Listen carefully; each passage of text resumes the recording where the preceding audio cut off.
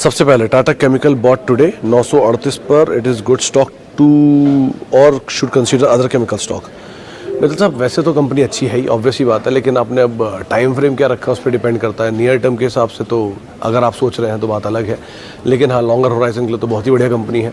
Near term में जो pharma में या केमिकल में तेज़ी थी वो डिशमैन कार्बोजन एक वन ऑफ द स्टॉक था, इस पर कल चर्चा हुई थी, आज बढ़िया तेज़ी रही। जुबिलेंट इंग्रेविया आज नया हाई काट गया 804 रुपये के आसपास, तो ऑलमोस्ट अपने हाई पर ही है, तो उस पर भी आप नज़र रख सकते हैं, वहाँ पर भी अच्छी तेज़ी बनते हुए दिखाई पड़ेगी। लक्ष्मी केमिकल बहुत दिन से आउट ऑफ फोकस है, अगर नीचे मिल रहा है तो बहुत अच्छी बात है, उसके ऊपर भी आप ध्यान रखें। और टाटा केमिकल जैसी कंपनी तो ऑब्वियसली बात तेज है, तो आप केमिकल में ये कुछ नाम है जिनको तलाश सकते हैं, बट आपका टाइम फ्रेम पे बहुत कुछ डिपेंड करता है।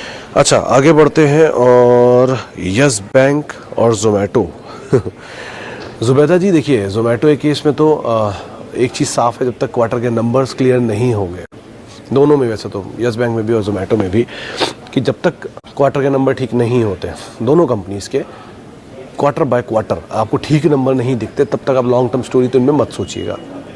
जोमेटो के केस में ब्रोकर हाउसेज टारगेट्स 180 रुपये, कुछ हाउसेज के टारगेट 200 रुपये भी थे, उन्होंने कट डाउन भी किए हैं, 170 के टारगेट्स पे आए, तो उन हाउस व्यूज़ को आप ध्यान में रखें।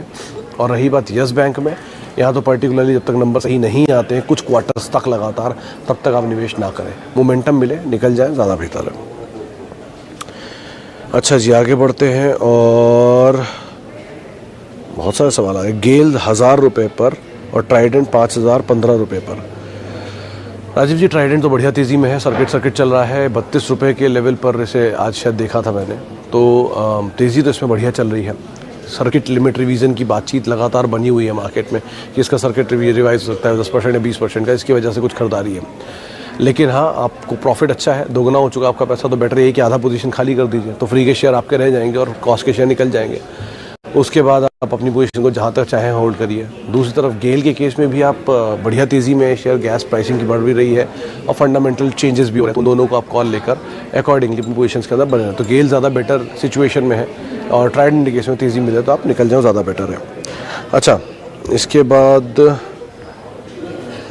समीर जी का सवाल है, Dharani good stock to buy tomorrow.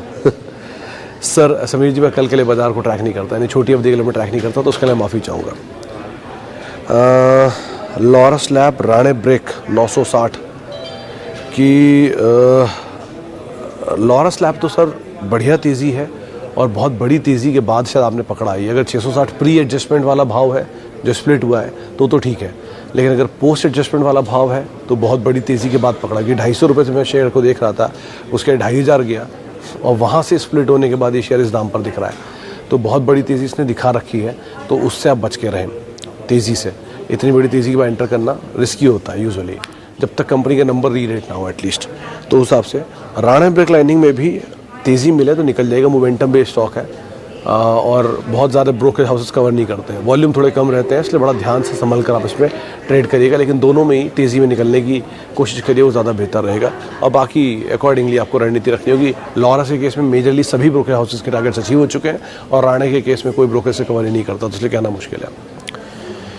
अच्छा, आगे बढ़ते हैं और एंजल ब्रोकिंग 1350 300 शेयर, ये मास साहब इसमें आज कुछ अभी अपडेट आया था इनका, लास्ट आवर में अपडेट देखा है मैंने जो इनके मंथली अपडेट आते हैं, तो अपडेट्स के हिसाब से तो अभी कुछ कहना मुश्किल है, लेकिन हाँ ये बहुत टाइम से आउट ऑफ स्टीम है और बहुत बड़ी तेज़ी दिखा चुका है, तो ज़रा यहाँ पर भी कॉशियस ही व्यू रखिएगा, लेकिन तेज़ी मिले तो कुछ प्रॉफिट आए तो आप निकल जाए, वो ज़्यादा बेटर एडवाइस रहेगी। अच्छा, शिवम मिश्रा साहब का सवाल है, Reliance versus Reliance partly paid. मैं अगर गलत नहीं हूँ शिवम साहब, तो एक पार्टली पेड का इंस्टॉलमेंट आने वाला है, वो इंस्टॉलमेंट शायद इनका नवंबर में आने वाला है, जो फाइनल इंस्टॉलमेंट है शायद 600 साढ़े 600 रुपये के आसपास का।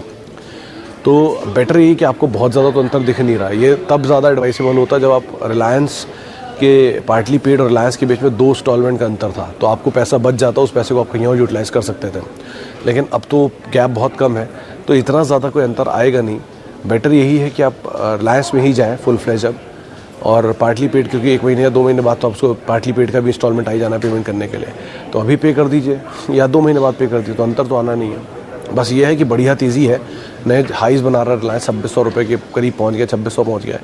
तो बेटर है थोड़ा कूल ऑफ हो, ऐसे सिचुएशन मिले जब नीचे मिलते जाएँ तो ज़्यादा बेहतर है, और थोड़ा थोड़ा इन्वेस्ट करिए। आज सुबह ही मैं सुन रहा था रामदेव अग्रवाल साहब को, उन्होंने भी बात बोली कि बाज़ार इस सिचुएशन में नहीं है कि यहाँ पर बाज़ार में बहुत बड़ी तेज़ी है, ऑल टाइम हाई पर है, मानते हैं, लेकिन फिर भी कौन ये जानता है कि इसके आगे नहीं जाएगा।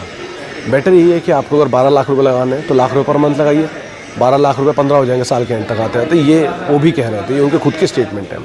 तो इस तरह के होराइजन, इस तरह के तरीके से बाजार में पैसा डालिए, तरीका थोड़ा फिर बदल करिए, कंपनी अच्छी चलती रही है। अच्छा, औरबिंदो फार्मा पे अमित साहब, आज किसी की कॉल थी, कोई जानकार था जो कह रहा था कि बहुत बढ़िया नंबर आते हुए दिखाई पड़ेंगे इस क्वार्टर के।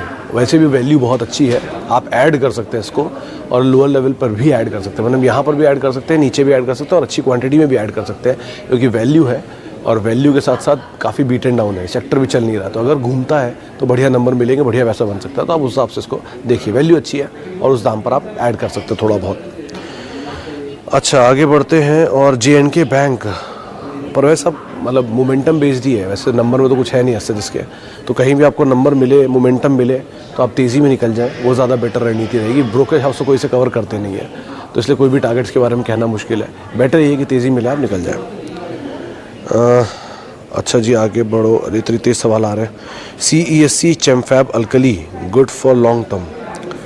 सर CESC की तो अभी मतलब आने से पहले एक रिपोर्ट पढ़ रहा था, इनकी एनुअल रिपोर्ट ही पढ़ रहा था, जिसमें इनकी जनरेटिंग कैपेसिटीज़ देख रहा था।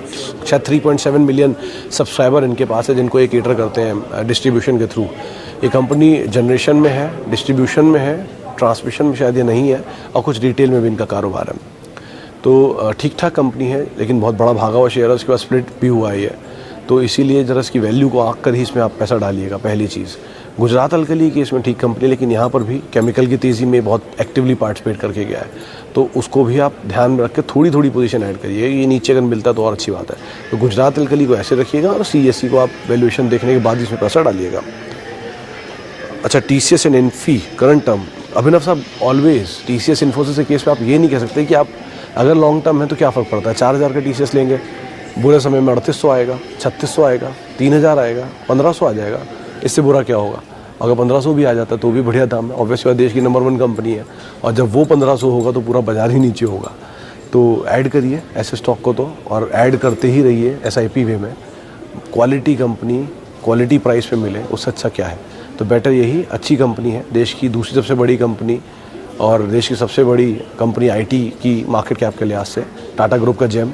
तो आप आराम से इसको ऐड करिए, TCS को, और इन्फोसिस को भी। आज तो वैसे चला है, तो नंबर्स आएंगे, उसके बाद थोड़ा उतार चढ़ाव होगा, मे भी चले मे भी टूटे, लेकिन दोनों ही सिनेरियो में किसी भी तरह के फॉल को आप मौका ढूंढ देखिए, और लंबी अवधि में से निवेश करिए, सबसे अच्छा तरीका है। मेजरली सभी ब्रोकर हाउसेज में तेज़ी के टारगेट देते हैं, 10 से 15% के आसपास का अपसाइड मान के चलते हैं। अच्छा जी, आगे बढ़ते हैं। और कहना है बाय सिप्ला। सर शबीर साहब, डिपेंड आपका टाइम फ्रेम क्या है। सब सिप्ला कंपनी तो बुरी नहीं है, ग्रुप भी अच्छा है, प्रमोटर भी बहुत अच्छे हैं, प्रोडक्ट भी बहुत अच्छे हैं, बट टाइम पे सब कुछ डिपेंड करता है कितने समय आप इसको देंगे। अगर समय दे सकते हैं तो ज़रूर खरीदारी करिए, समय नहीं दे सकते हैं तो फिर अकॉर्डिंगली आपको कॉल लेनी होगी। लेकिन फार्मा एंड कॉन्ट्रैक्ट चल रहा है इस समय, यानी कि बाज़ार की तेज़ी में पार्टिसिपेट नहीं कर रहा है, तो इस समय उसमें एंटर करना ज़्यादा बेटर रहेगा। तो आप देख सकते हैं कंपनी अच्छी है, नाम समय भी सही है, सिनेरियो भी सही है, आप एंटर करिए, ज़्यादा बेटर है। IRCTC कोल इंडिया। धनंजय साहब, दोनों में तेज़ी में आप निकलने की सोच है, वो ज़्यादा बेहतर है। स्पेशली IRCTC बहुत बड़ी तेज़ी दिखाई है, 1800-2100 रुपये के आसपास का दाम था जब इसमें पहली बारी वो आया था स्प्लिट की खबर, उसके बाद चला एक तरफा, तो बढ़िया तेज़ी दिखा रहा है। अगर आपको प्रॉफिट है, थोड़ा थोड़ा निकलते चलें, सबसे सेफ़ है। कॉस्ट को तो एटलीस्ट आप छोड़ें, निकाल लें, प्रॉफिट को भले ही छोड़ दें। और कोल इंडिया केस में भी एक तरफा तेज़ी आई है, 280-285 रुपये का दाम होता था एक समय पर, वहाँ से बिना किसी स्प्लिट एडजस्टमेंट के नीचे आया है। डिविडेंड पे ऑफ तो अच्छा है, लेकिन कंपनी के साथ और भी बहुत सारे कंसर्न हैं इनके नंबर्स को लेके, कोल क्वालिटी को लेके। आप चाहें तो गूगल भी कर सकते हैं, NTPC और कोल इंडिया का जो विवाद चलता रहता है क्वालिटी को लेके।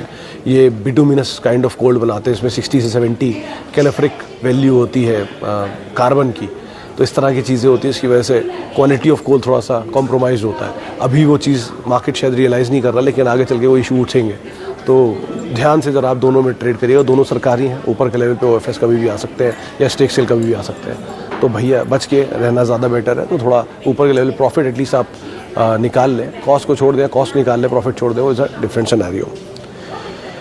चलिए एक आखिरी सवाल और लेते हैं। HUL अंसारी साहब मस्ट हैव है ये पोर्टफोलियो में।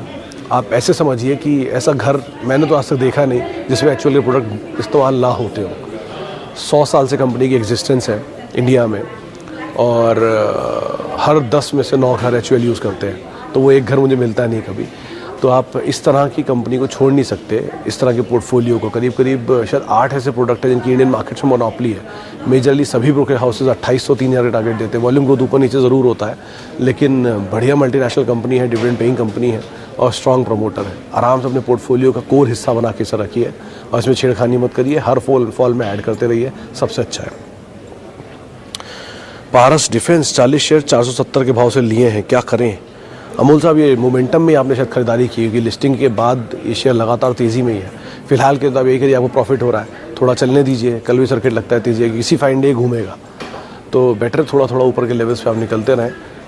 कंपनी अच्छी है लेकिन ऑब्वियसली ज़्यादा वैल्यूएशन बहुत ज़्यादा महंगे हो चुके हैं।